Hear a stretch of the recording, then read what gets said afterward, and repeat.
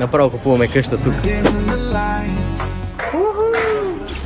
се показвай гол. Какво за Бога е това? Покажи как свириш с пръсти. И вече сме тук на тенис корта. Добро утро на всички и директно започваме днешния влог, който е част 4 от испанското ни приключение. И сега отиваме на една френска пекарна, на която ще закусиме някакви френски неща, нали? Круасанчета, печива, каквото има, каквото предлага. Сестра ми сега ще ни води. Ето е и компанията. Тази пекарна си е такава типично френска, миризмата, атмосферата, всичко, нали? Сега ще ви снимам, за да видите. И след това хващаме автобус, за да отидем до Естепона, което е един град близост до нашия, но е доста красив. Днешния ден реално ще бъде влог от там.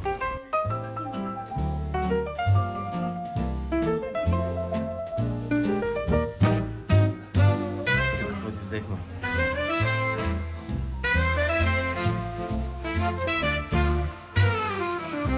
Ето моя круасан е с малина, а на Габи с пистачио. Много е добър.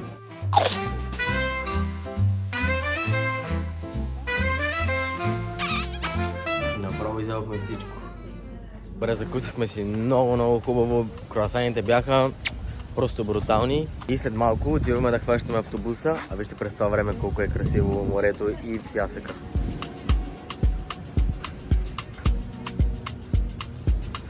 Не знам за кой път ще го кажа, обаче изобщо не ми се тръгва от тук и като сетя в България колко е зле времето. Как оцениш круасаните? Този с пистачио ми хареса много, ама беше много сладък. Аз не мога да ям сладко сутрин иначе. Да, аз ви Ама казах. иначе беше много добре, много добре. 10 от 10. Да, имаше и сандвичи, ама то нали целта е да хапнем нещо автентично френско уж, нали? Затова круасани, да, ама иначе аз им давам... Айде да им малко повече. 9 от 10, защото не бяха толкова хрупкави просто за това. Защото са правени преди 2 часа, ние току-що сме седнали в 11 да закусваме. Добре, айде. Но нищо пак са 9 Бяхме от 10. отишли в 9, щяха да са топли и хрупкави. Добре, айде. Вече сме в автобуса.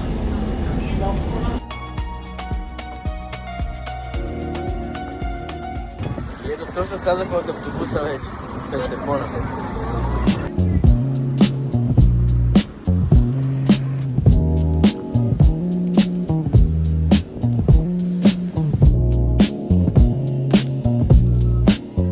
Тук пак има такива тесни улички, които са много красиви, с такси, дръвчета, готини къщички.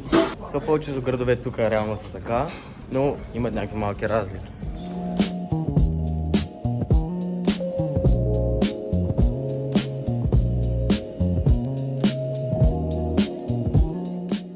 Какъв готин магнит намерихме? Има го и в синичко. Има го и в синьо. За който разбира. И ето вече сме тук и на крайбрежната, която е супер готина, защото има много растителност, много цветя. Ето вижте. А там даже от другата страна е и плажа.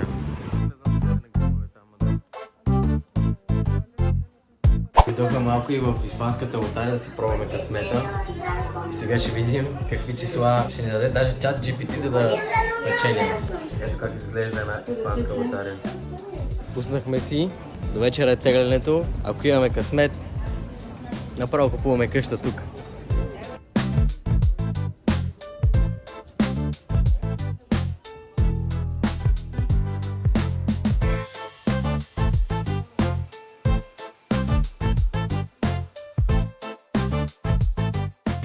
Тук на тези малки улички има една, на която трябва да се спуснеш по паразалка, за да стигнеш до долната. Вижте. И ето така се стига до долната уличка. Се пускаме.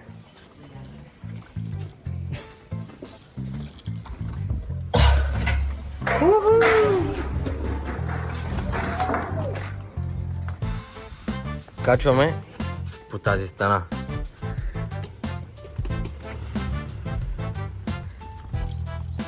Пази се кача.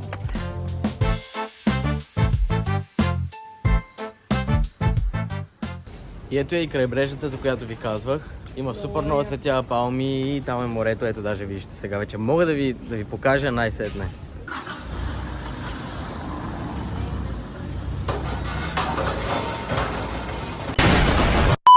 Ето още един малък площад с готин фонтан и красива гледка. И тук заведения. Така и така сме на плажа. Най-добре е така да се печем, без тениска нагоре. Чиста му работа. Абе, не се показвай гол.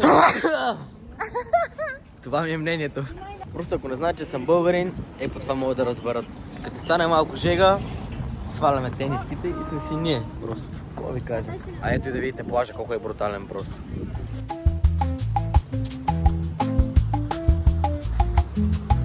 Представете си колко е готино да живеете в някои от тези апартаменти и това да ви е гледката постоянно. Просто вижте какво става. Каква флора. Каква фауна.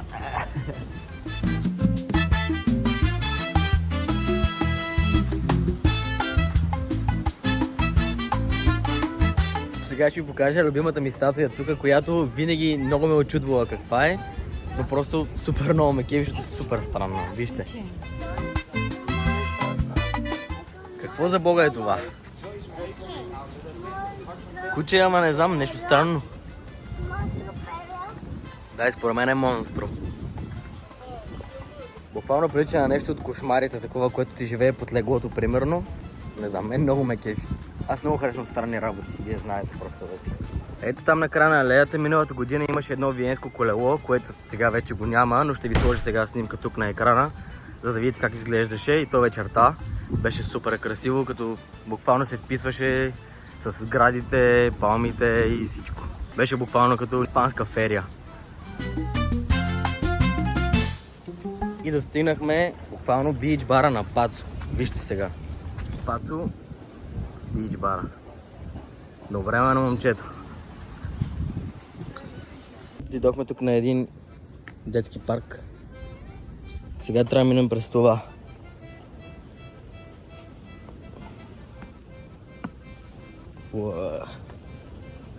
Yes!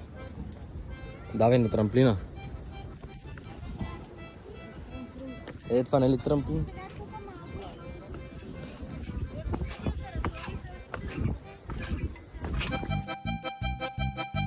Мерих ми се една такава интересна люлка. Сега ще се въртим на нея. Чакай.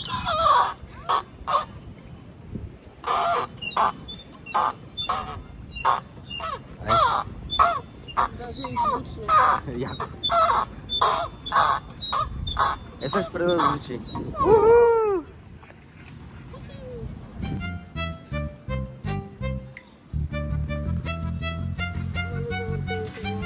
Буквално на този парк има брутално яки атракции. Дори за по-големи деца като нас пак стават. Те повечето неща даже си има възраст, за която са и за възраст, която може да бъдат нагоре. Тоест, примерно това на тази люлка сега пише 6+. И няма ограничение, така че добре дошли. Но да, има много готини атракции. Така, Алекс как свири с пръсти? Алекс, я покажи как свириш с пръсти.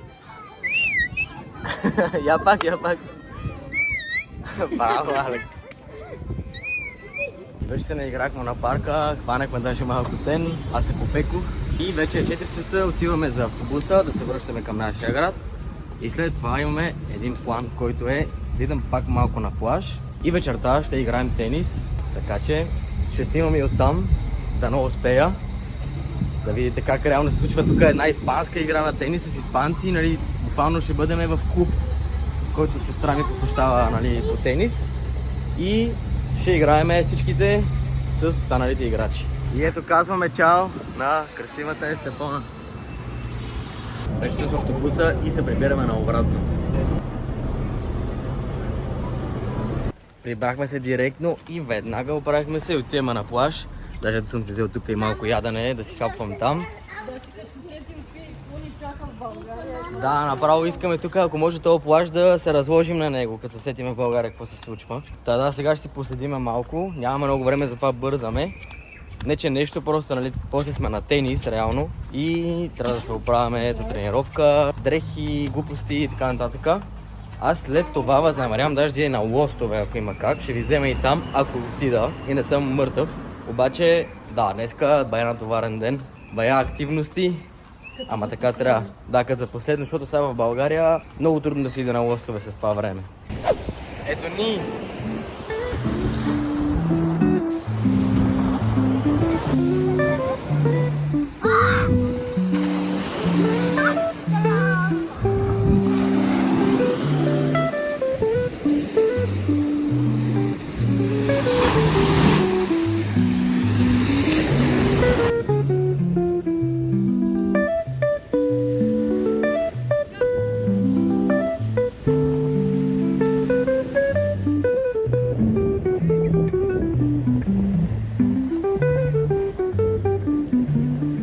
Не знам за вас, Аметка, като видя някакъв хубав плаж, нали, на който няма хора и реално е такъв супер равен и готин и направо ми се иска е така да тичам нон-стоп. Затова сега ще направя един спринт. Почвам ето от тука и стигам до там. Ставаме 3, 2, 1.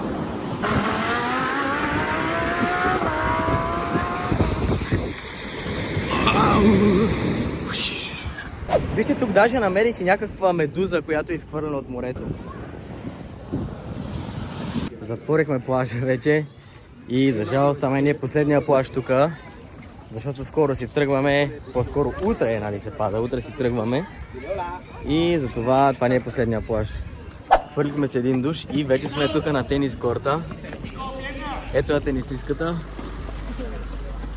И Габи остана вкъщи, обаче, защото е много изморена и ще се почива, но нищо, ние ще наваксаме за нея и ще потренираме доста добре. Ето да видите каква е атмосферата.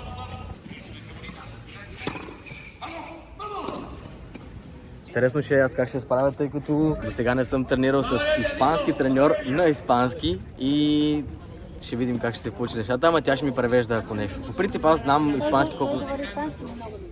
Ами, може би да, обаче някои термини като в тениса, не знам дали ги знам, така че сега ще видим, ще е интересно. Точно приключихме тренировката, по косата ми може да разберете как е било. Беше много интензивно, в смисъл постоянно го играехме игри, в които нали, удряш, сменяш се с някой, обикаляш корта, като когато сгрешиш обикаляш, тичаш, постоянно нали, трябва да се движиш, не просто така да седиш да чакаш топки или нещо такова.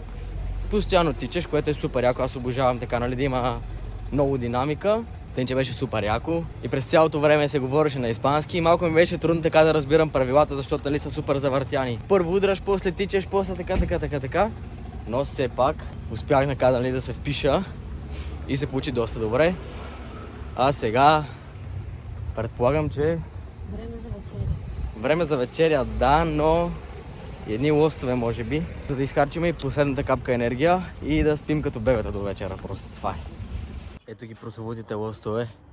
На тези лостове тренирах преди супер много време, когато живеех тук за едно лято и бяха просто брутални. Гледката е много красива от тях. Сега не може да се види, защото е тъмно, но особено на залез е брутално. Ето натам е яката гледка. Ето така изглеждат те.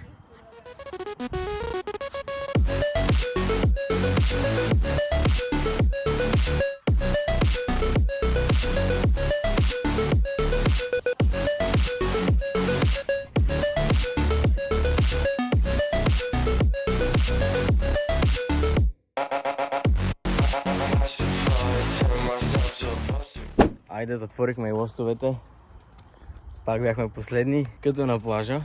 И сега отиваме за една стабилна вечеря и една баня накрая. Вече да, след всички спортове, всички неща, които правихме днес. И след това лягаме да спим, да си почиваме, че и утре ни чака път. Чака ни и самолет вечерта, за жалост. Но отиваме сега да вечеряме и ще видим какво имаме за вечеря. Ето имаме салата, пържоли и хумус. Заслужено. Вече се изкъпахме и вече е време да си лягаме. Беше много дълъг ден, правихме супер много неща и сега е време за дългоочакваната почивка. Това ще бъде и края на нашата четвърта част от испанските влогове. Ако сте гледали до тук, коментирайте и кажете какво ви е харесало от влога или дори каквото не ви е харесало, също може да кажете. И може би утре ще заснема още една част от влоговете, но ще видим. Може би ще има пета част, може би няма да има. но и да има и да няма. Благодаря, че гледахте и ще се видиме в следващия влог, който и да е той. Чао!